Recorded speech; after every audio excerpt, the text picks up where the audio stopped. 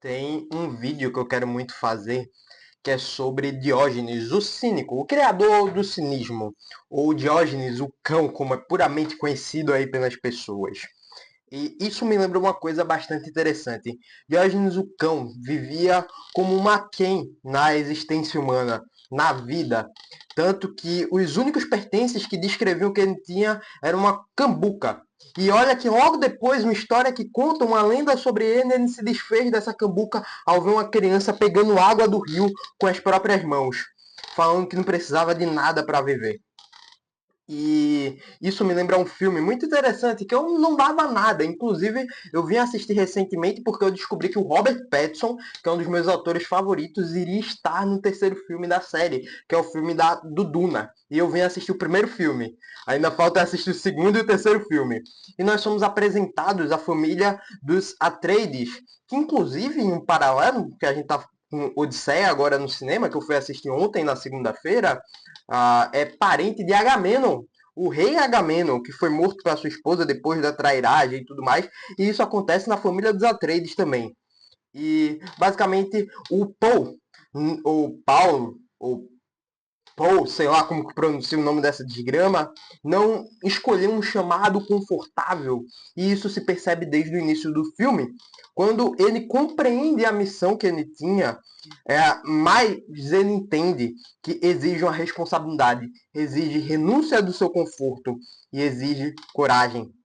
Ele percebe que não foi apenas preparado para sobreviver, mas para cumprir um propósito maior, que não está a ser aquém da vida, mas está em cumprir o propósito do destino no filme e aqui fora, na realidade, do Deus vivo. Um propósito maior que vai além dos seus interesses pessoais. Embora seja uma obra de ficção que não representa diretamente os valores cristãos, ainda conseguimos perceber grandes ensinamentos valiosos nessa obra, como em muitas outras obras de ficção. E por isso que a ficção é tão boa, porque tudo aponta para um único criador, tudo aponta para uma única história de redenção. E essa história de Duna ilustra uma verdade que está presente nos textos bíblicos. Deus não chama pessoas apenas para desfrutarem da salvação, de ter uma vida tranquila, uma vida com prazeres, uma vida de votar no candidato certo, viver com dinheiro no interior, nas montanhas, estava em Gravatar agora, e viver naquilo. Mas não, Deus tem um chamado muito maior para o seu povo. Deus quer que o seu povo participe da expansão do seu reino aqui na terra, pregando o evangelho.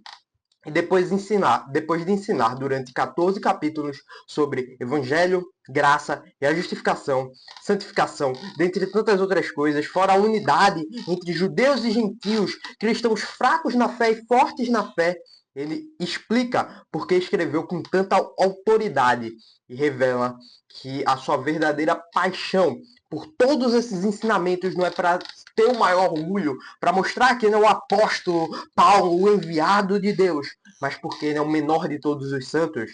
E a vontade dele, a vontade do porquê que ele vive, do jeito que viveu, se libertando dos prazeres mundanos e de coisas lícitas desse mundo, é simplesmente para anunciar Cristo, onde ninguém jamais ouviu falar dele. Não como Diógenes, o cínico, o cão que vivia pelas lixeiras, que tinha sua sabedoria mundana em ser aquém desse mundo. Mas Paulo era aquém desse mundo, porém com um propósito para além dessa vida, com um propósito para a eternidade. Esse texto que vamos ler hoje é a janela do coração missionário do apóstolo Paulo, o coração da igreja, o coração que devemos ter e construir nos tempos modernos.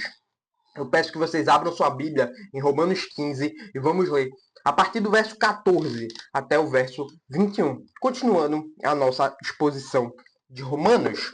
Aqui na Bíblia NAA que eu estou lendo tem em cima a explicação de Paulo do porquê ele fez tudo isso. E isso é simplesmente incrível. Vamos ler. Verso 14. E eu mesmo, meus irmãos, estou certo de que vocês estão cheios de bondade, têm todo o conhecimento e são aptos para admoestar uns aos outros. Entretanto, eu lhes escrevi, em parte, mais ousadamente, como para fazer com que vocês se lembrem disso outra vez, por causa da graça que me foi dada por Deus, para que eu seja ministro de Cristo Jesus entre os gentios, no sagrado encargo de anunciar o Evangelho de Deus, de modo que a oferta dele seja aceitável, uma vez santificada pelo Espírito Santo. Tenho, pois, motivo de gloriar-me em Cristo Jesus nas coisas concernentes a Deus, porque não ousarei falar sobre coisa alguma, a não ser sobre aquelas que Cristo fez por meio de mim, para conduzir os gentios à obediência por palavra e por obras, por força de sinais e prodígios, pelo poder do Espírito de Deus. Assim, desde Jerusalém e até os arredores, até Ilírico, tenho divulgado o Evangelho de Cristo, esforçando-me, deste modo, por pregar o Evangelho, não onde Cristo já foi anunciado, para não edificar sobre a lei, a necessidade alheio. Pelo contrário, como está escrito, aqueles que não tiveram notícia dele o verão, e o que nada tinham ouvido a respeito dele o entenderão.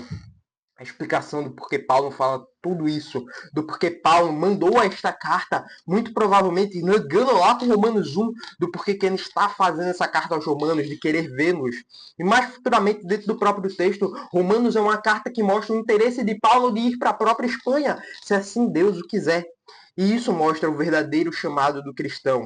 O chamado que não termina na conversão, que não termina quando aceitamos, entre muitas aspas, Jesus, mas o chamado do cristão continua na missão. E isso nos traz alguns tópicos. O primeiro deles, que é a confiança na maturidade da igreja que Paulo tem, como ele mesmo descreve aqui no verso 14. Eu mesmo, meus irmãos, estou certo de que vocês estão cheios de bondade, têm todo o conhecimento e são aptos para admoestar uns aos outros. Depois de tantas correções ao longo da carta, Paulo termina elogiando a igreja aos romanos. Vamos lembrar que Roma, a igreja de Roma, não foi a igreja que Paulo ajudou a alicerçar. Não! Mas é uma igreja que ele, como apóstolo, tinha autoridade em Roma. Isso mostra justamente o equilíbrio pastoral. Um bom pastor corrige as atitudes do corpo de Cristo. Paulo, como apóstolo, ainda mais. Aquele que está escrevendo aquilo que o Espírito Santo está mandando. Ele corrige, mas sem destruir a igreja. Ele corrige, mas aponta para a cruz de Cristo, para gerar arrependimento. Paulo conhece 3 qualidades da igreja aqui, que são cheios de bondade, que é um fruto do Espírito, como vemos em Gálatas 5, 22 e 23. Mas o fruto do Espírito é amor, alegria, paz, paciência, amabilidade, bondade, fidelidade, mansidão e domínio próprio. Contra essas coisas não há lei. Ele reconhece também plenamente instruídos, ou seja, eles são bem teologicamente. Aqui na carta aos Romanos a gente vê uma carta bem alicerçada teologicamente, com a maior quantidade de teologia espaçada, como Charles Rhodes faz uma divisão em 5 pontos, em 5 blocos dessa carta de pura teologia, na vida prática, na vida missionária, na vida do pecado do ser humano, na vida da justificação, da santificação e da soberania de Deus. Talvez uma das cartas mais teológicas, talvez só não seja mais teológica por causa da igreja de Éfeso, que ela é outro nível. Mas Paulo reconhece que a igreja de Roma é plenamente instruída. Colossenses 3,16. Habite ricamente em vocês a palavra de Cristo. Ensine e aconselhem-se uns aos outros com toda a sabedoria. Nós, como cristãos, temos esse convite a ajudar uns aos outros. Um pastor não tem uma unção especial a mais, diferente de mim e de você. Nem o próprio Paulo, ele mesmo se descreve o menor de todos os santos. Ele foi ricamente usado por Deus, mas ele era um ser humano que veio a perecer. O único que não veio a estar morto é Jesus Cristo, o nosso Senhor. Um pastor não tem uma autoridade, mas a oração do pastor não faz mais diferença do que a oração do irmão do seu lado. Todos são cristãos e usados pelo próprio Deus. todos, como uma qualidade que Paulo destaca aqui deles, admoestar uns aos outros. Sabe o que é admoestar? É aconselhar uns aos outros. A maturidade produz esses serviços. Cristãos maduros buscam a edificação um do outro, como vimos aqui até em outras exposições.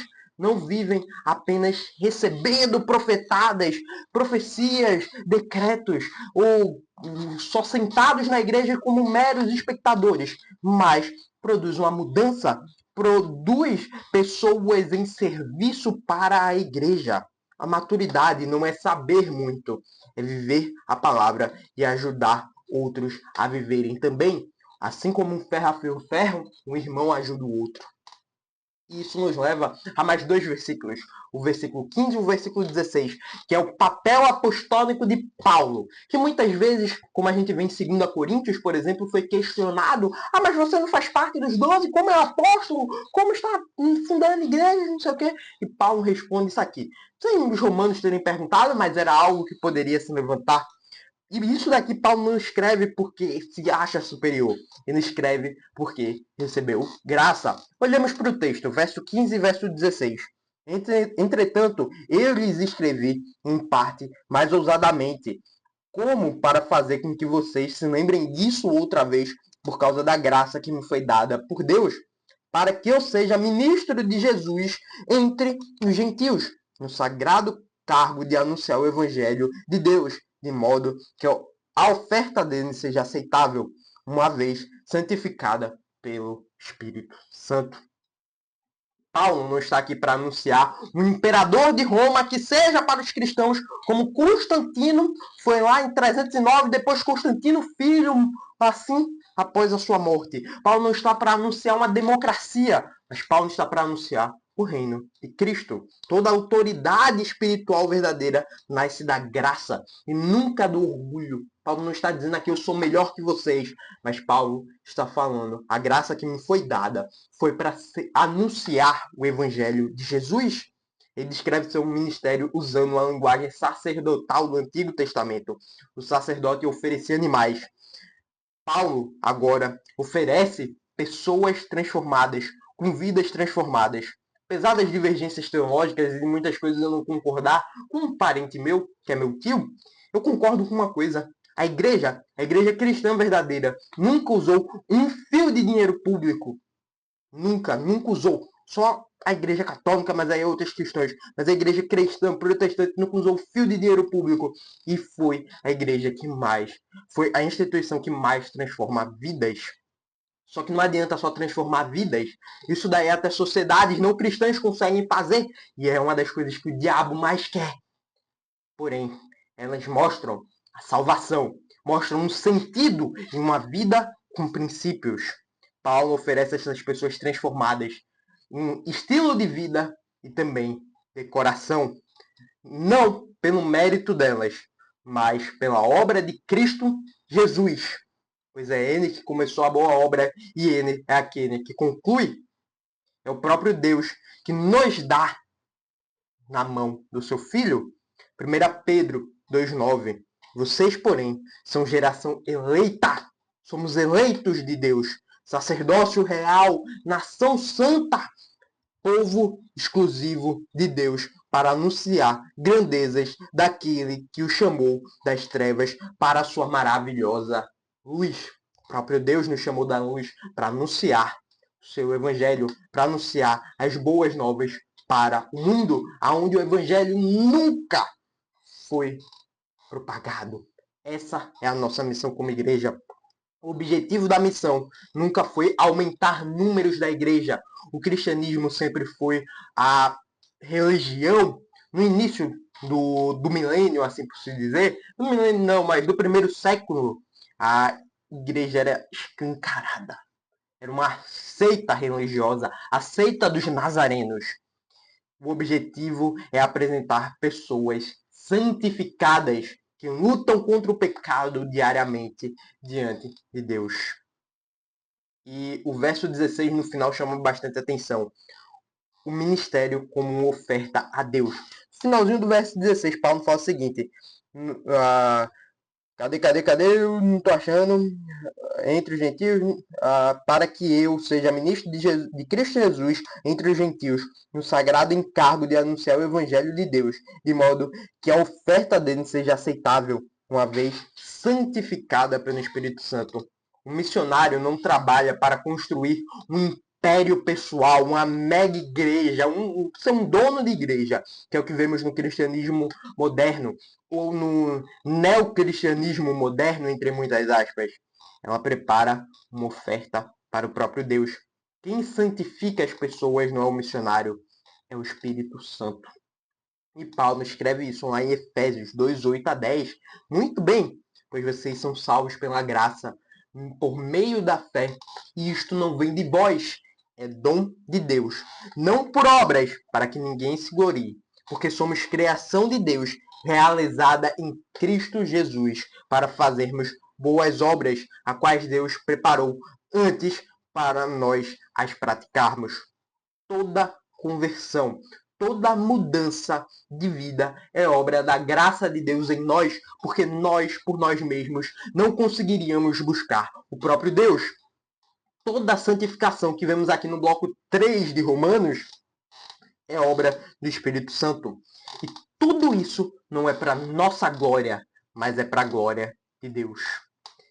Do verso 17 ao verso 9, a gente vê Paulo mostrando o poder do Espírito Santo nessa missão que a igreja tem. Leremos até o verso 19, do verso 17 ao verso 19. Tenho, pois, motivo de gloriar-me em Cristo Jesus nas coisas concernentes a Deus, porque não ousarei falar sobre coisa alguma, a não ser sobre aquelas que Cristo fez por meio de mim, para conduzir os gentios à obediência, por palavra e por obras, por força de sinais e de prodígios, pelo poder do Espírito de Deus, assim, desde Jerusalém e arredores, até Ilírico, tenho divulgado o Evangelho de Cristo. Paulo deixa claro, não foi ele, foi o próprio Cristo na sua missão, por meio da missão que ele deixou para nós.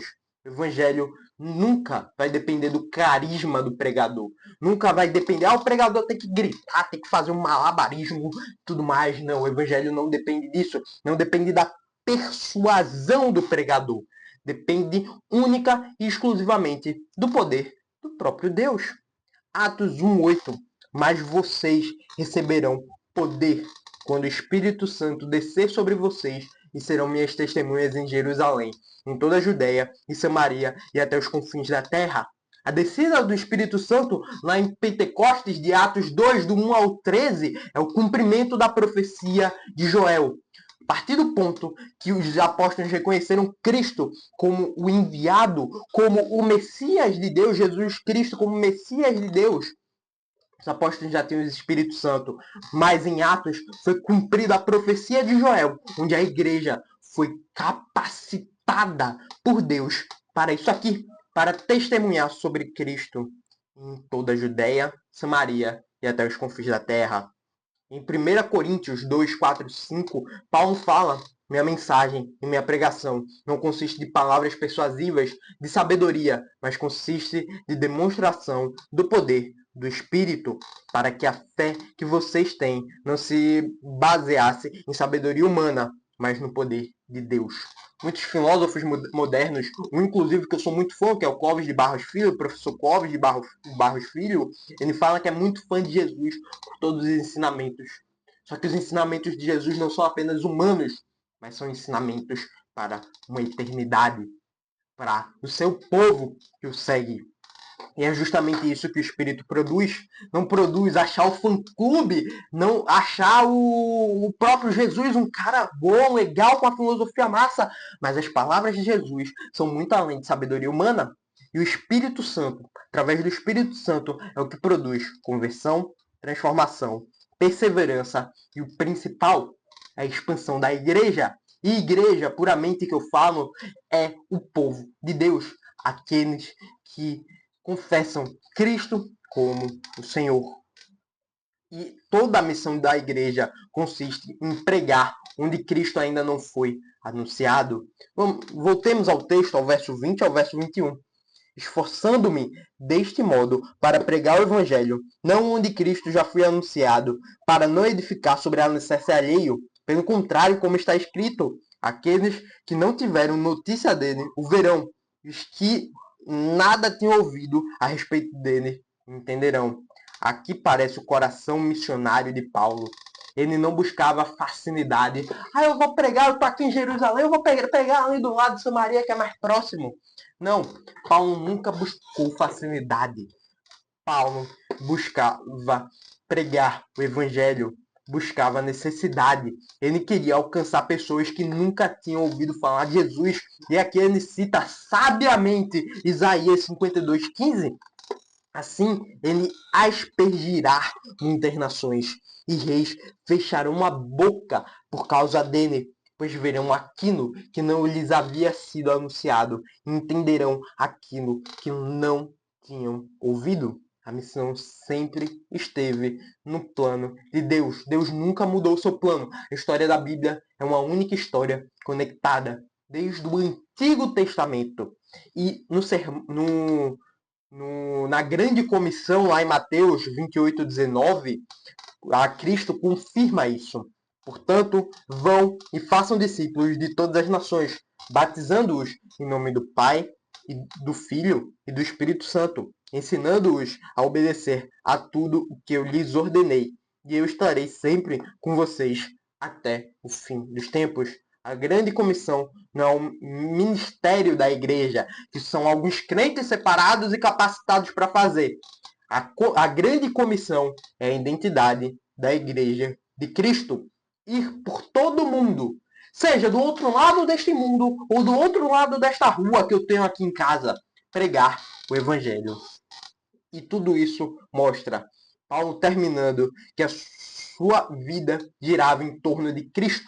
Não de dinheiro, não era fama, não era reconhecimento, não era construir um nome. Ele queria pregar Cristo, levar pessoas ao Salvador.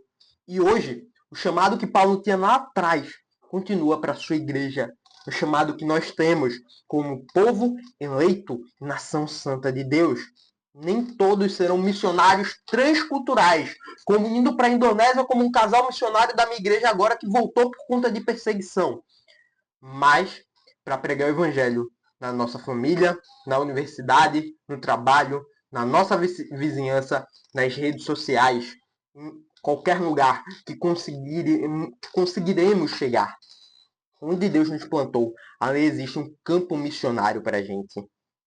E isso nos leva ao final do nosso sermão, que nos leva a meditar em algumas coisas que crescemos para servir. O crescimento espiritual que nós temos é para servir aos nossos irmãos e edificar uns aos outros. Gosto de uma frase, não tem a Fórmula 1, os boxes quando vai trocar o pneu, a igreja no dia de domingo ou no culto de oração que você vai na quinta-feira, é um pit stop.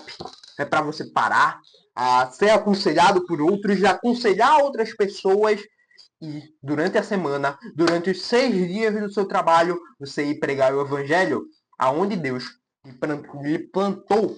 A igreja é um pit stop para nós ajudarmos uns aos outros, aconselhar uns aos outros.